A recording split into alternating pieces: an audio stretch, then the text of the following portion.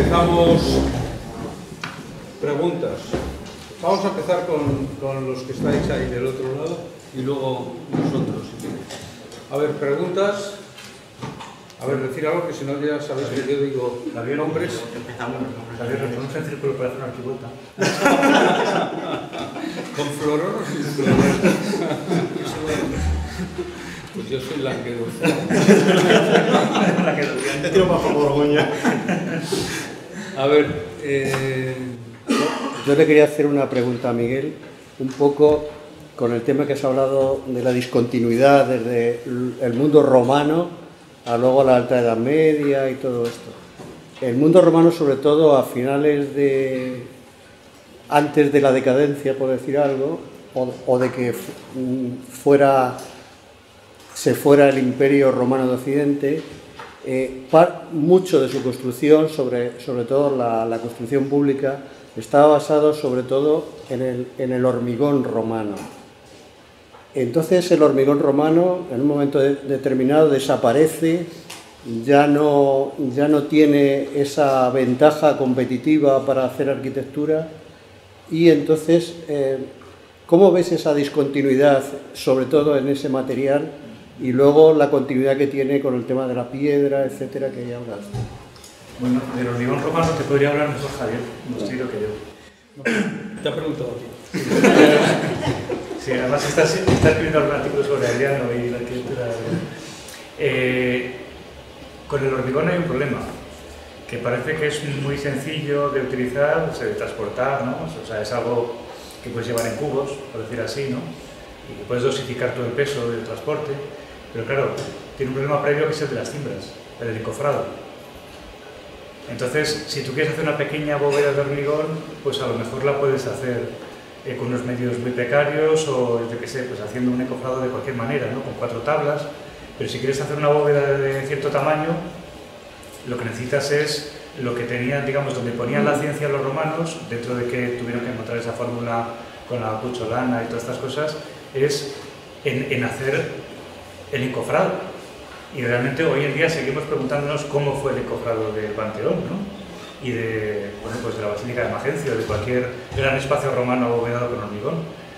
Entonces, claro, o sea, ahí el problema, ya digo, no está en la propia obtención del material de construcción, a lo mejor, sino en los trabajos previos, ¿vale?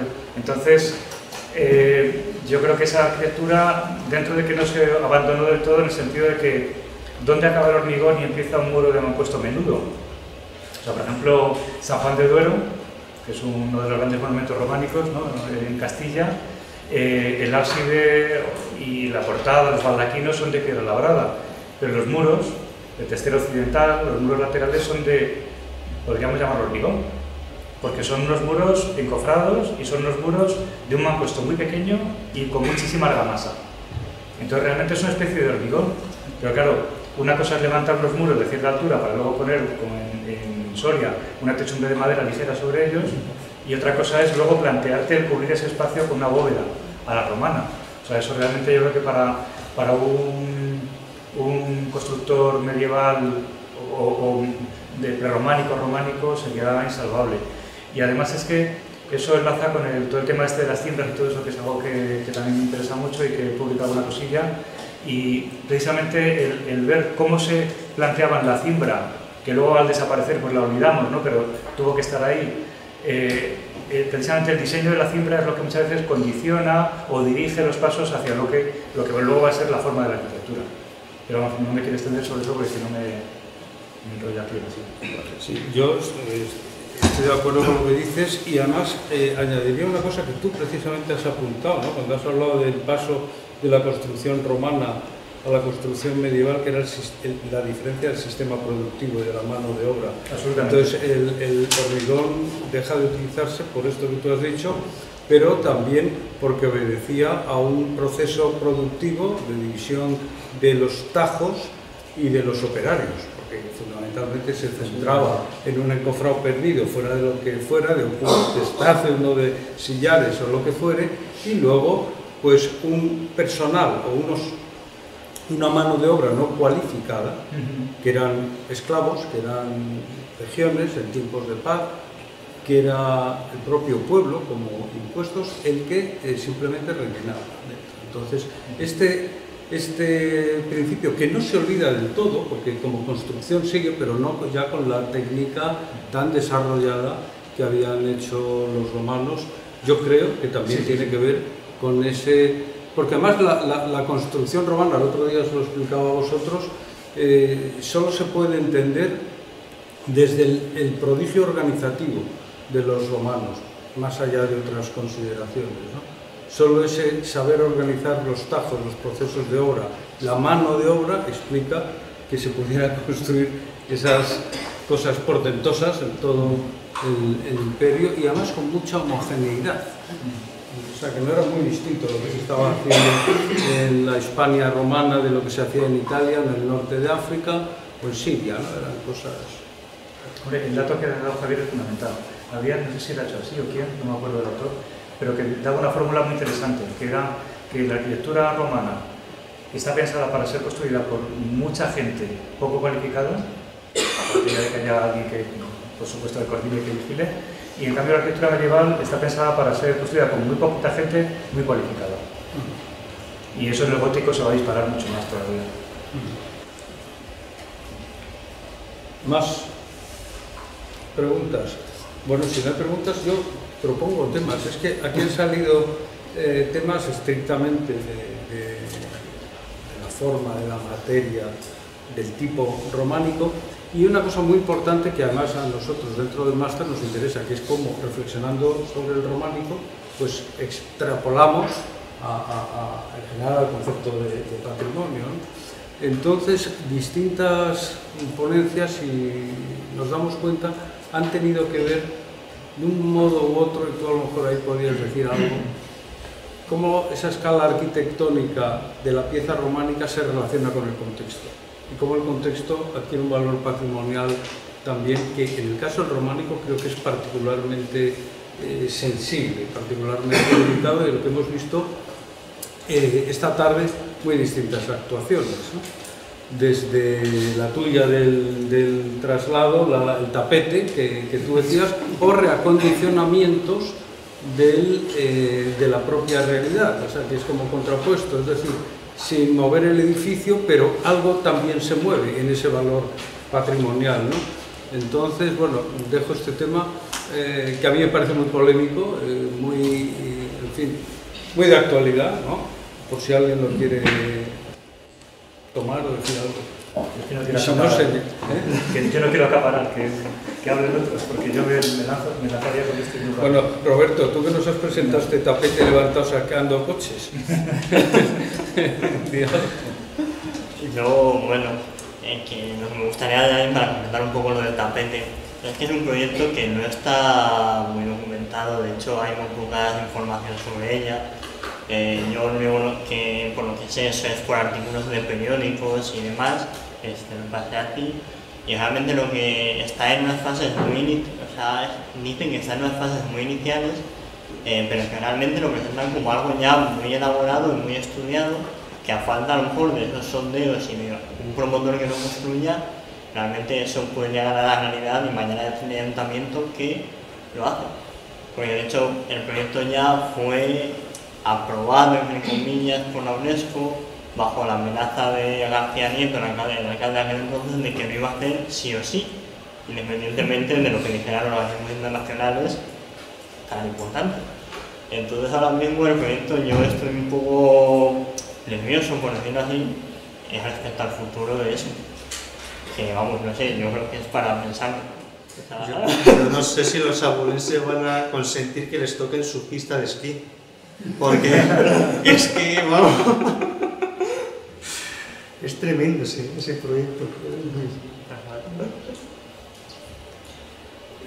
Este tema que apuntaba del entorno también tiene que ver con lo tuyo, Rocío, porque esta obra, como tú has apuntado, la obra de la que nos has hablado, claro, es inseparable de una de las operaciones más estrambóticas que has dicho, que es el traslado del ábside de Fuentidueña, ¿no? Que fue una operación, se trajeron parte de esas pinturas murales a cambio de que se llevara siendo ya monumento y declarado el ábside de Fuentidueña a esa cosa frankensteiniana y terrible que aconsejo no visitar, a no ser que sea pues con bastante Almax en el bolsillo, que es el Museo de los Cloisters en Nueva York, ¿no? Y ahí está el ábside de Fuentidueña, con lo cual ya es como tu caso, pero mucho más triste, porque todo tu caso es que había que hacer un embalse, que las cosas son duras, pero como pasó con Abu Simbel, como ha pasado con tantas cosas, pues hay que mover a veces, ¿no? Y hasta la Carta de Venecia lo reconoce, dice algo parecido a lo que decía Pons Sorolla, ¿no? Que eso es un desastre, pero que a veces por la urgencia de determinadas necesidades humanas o infraestructuras, en ese caso se pueden trasladar. No, es que lo de Fuentidueña fue una operación que tú conoces perfectamente y que tiene que ver con la que nos has contado, ¿no? Sí, que se hizo de aquella manera, que nos engañaron. Y que intervinieron quienes intervinieron. También. Personas además tan queridas y respetadas, pero... Surrealista. No te apuntaría todavía más. Habla un poquito más alto, por favor. Te apuntaría mucho más.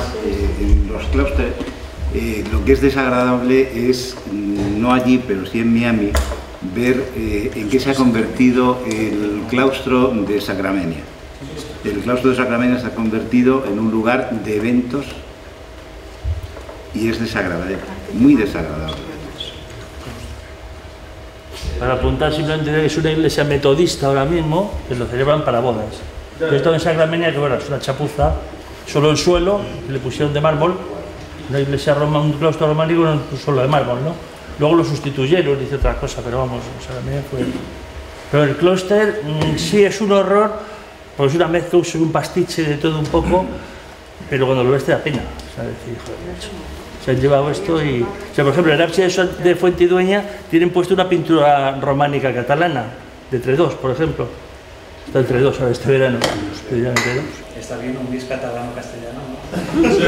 Sí, efectivamente, se quiere decir que es un pastiche, y hay al lado un relieve, quiero recordar, de Zamora. Sí, un león y un y todo mezclado con un claustro francés. Sí. Hay un libro que todos ustedes conocerán del profesor Merino de Cáceres y de María José Martínez Ruiz sobre William Randolph Hearst, que todo tiene que ver, porque o sea, el tema de llevarse los claustros tiene que ver, o sea, lo del Museo de los Cloisters con lo de Sacramento y todas estas cosas. Había otra, sí, perdón. Eso decir, la chapuza que es el cloister, no sé si de aquí alguno conoce el monasterio de San Miguel de Cusá, en el Rosellón, en el norte, bueno, en el sur de Francia, que falta medio claustro, es decir, un claustro cuadrado, le faltan dos pandas del claustro. Bueno, pues en los cloisters se llevaron las columnas, se llevaron las paredes largas, los capiteles y han construido un bonito claustro cuadrado. Con dos salas de un claustro construido un claustro cuadrado. Pero es que ninguno de ellos está bien montado luego. Y algunos incluso creo que todavía no han sido desmontados de las cajas de embalaje. O sea que... Bueno, yo cuando fui, el ábside de Fuentidueña, lo tenían en una especie de burbuja de plástico, porque resulta que la humedad de Nueva York no tiene que ver con la tierra seca de Fuentidueña y se le estaba pulverizando la piedra. Entonces por fuera no se veía, estaba metido una especie como de preservativo, de una forma de plástico, para que no se les estropease, no sé si lo han quitado. Hablo de hace 15 años que estuve. Yo no lo invierno. ¿Querías decir algo? No, solamente una anotación, porque es que sobre esto de los traslados parece que lo estamos solamente adjudicando al mundo actual, ¿no? Y no es así. O sea, que monumentos de traslados siempre ha habido, ¿no? Pues antes también he hablado de la puerta de platerías, que en parte está hecha con trozos de la norte, ¿no? De la Franquicia, ¿no? Pero es que el claustro de Segovia está trasladado piedra a piedra en el siglo XVI. Y lo que le sobró, pues lo pusieron en otros lugares. La portada de la catedral primitiva de Segovia se llevó a una iglesia de la provincia, que ahora no recuerdo el nombre. O sea que dices, desde luego, idóneo no es, pero es algo que siempre ha ocurrido. Y lo que sí que me gustaría así señalar con eso, o subrayar, es una de las cualidades, ya que el tema mío de hoy era la piedra, una de las cualidades de la piedra, que es la de ser trasladable. Porque si tenemos un edificio de hormigón, por ejemplo, a ver cómo trasladamos eso. Si es de ladrillo, pues hombre, vamos a decir que lo hemos trasladado, pero es mentira, porque lo hemos hecho nuevo. Ahora, de piedra sí que es verdad que lo podemos mover. Entonces, bueno, o sea, la piedra, una de las cualidades que tiene es la de encerrar cada una de las piedras parte de, bueno, podríamos llamar a la palabra de moda del ADN del edificio al que pertenece, ¿no? Y por lo tanto, aunque lo traslademos, oye, algo del original queda. Y entonces, bueno, pues eso sería una cualidad de la piedra también, ¿no? De la construcción en piedra. O una cualidad también de la piedra que dices tú es el traslado, pero por ejemplo tenemos, y aquí en Madrid tenemos el privilegio de tener el templo de Devot. También por un tema parecido al que has hecho tú de Puerto Marín, pues exactamente. Y bueno, el tener el privilegio de tenerlo aquí, pues la verdad es que de otra manera no hubiéramos podido. Solamente hay otros, está en Nueva York otro templo egipcio, también de la zona de Nubia, y otro en Leiden, creo que es. Entonces, bueno, y era piedra a piedra, pues como se hacen los traslados también en la época medieval, marcando las piedras y luego ensamblándolas. Y luego tienes el problema de que, y eso es importante por vuestro curso máster de patrimonio, que efectivamente, lo que hemos estado hablando aquí, si tú tienes una piedra, está preparado para resistir en la zona en la que estaba originalmente el templo o lo que sea. Pero claro, cuando lo trasladas, pues la piedra empieza a deshacerse, etc. Y aquí en Madrid, creo que se estaba hablando precisamente de que el templo de Devot, pues que habría que hacer alguna intervención, o bien a través de una cúpula o algo, o una especie de musealización, como lo tienen en otros sitios, sobre el templo de Devot. No tenemos ideas que se cumplirán, que ya las hay. Permíteme que añada que el templo de Devot, uno de los problemas que tiene conservación es que es el único templo egipcio construido con piedra de Salamanca. Ah, sí. O sea, Que es la que está dañada. Que es la que está dañada. O sea, toda la parte anterior está rehecho está completado con piedra de Villamayor, de Salamanca. Y esa es la que está funcionando más en Madrid. Yo voy a hacer una defensa en ese sentido casi de la anastilosis, de coger las piedras y remontarlas, que siempre tiene un riesgo, porque con ello siempre se pierden cosas, como tú has explicado y demás. Pero bueno, estamos hablando de sillares, ¿no? De sillares, pues, se pueden a poner en su sitio. Pero si haría una defensa de... uno de vosotros ha cogido el tema, precisamente tú, ¿no? Del templo de Devot, y lo estábamos hablando el otro día, ¿no? Así que si quieres interven, ¿no? Una cosa que yo creo que te decía el otro día era una defensa del traslado que hizo Martín Almagro, recomponiendo en cierto modo ese ambiente arquitectónico, el entorno, puede gustar más o menos, egipcio. Es el único de todos los templos con que Egipto pagó a las potencias, a los países que colaboraron en las campañas arqueológicas, que no está metido en el museo. ¿Y qué diferencia hay entre el templo de Devot, por ejemplo, de Nueva York, que está metido, una especie de Arapacis, metido en un museo, ¿no? Y con todos los peros y todos los problemas, quizá el mayor problema es que la guía como te decía el otro día, la guía de arquitectura de Madrid, en vez de empezar en el siglo XI, empieza en el siglo I. Ese es un problema, obviamente, porque luego hay un interregno que no se sabe. Obviamente, eso es un error, se tenía que haber puesto eso en 1970, cuando se... Pero ese error es significativo, porque es que el templo de Devot es arquitectura. Es arquitectura, es arquitectura. En tanto que el altar de Pérgamo o el de Nueva York o el Arapacis, sobre todo después de lo de Mayer, es otra cosa. Entonces, cuidado con eso de proteger, porque a veces por proteger lo que hacemos es un pretexto para construir un museo, es decir, lo que ahora es un museo son merchandising, librerías, salas de exposiciones y demás en un parque público. Sí, pero el altar de Pérgamo se hizo de edificio exclusivamente para... Habla un poquito más alto. Sí, te decía que el altar de Pérgamo se hizo primero el templo y después el edificio.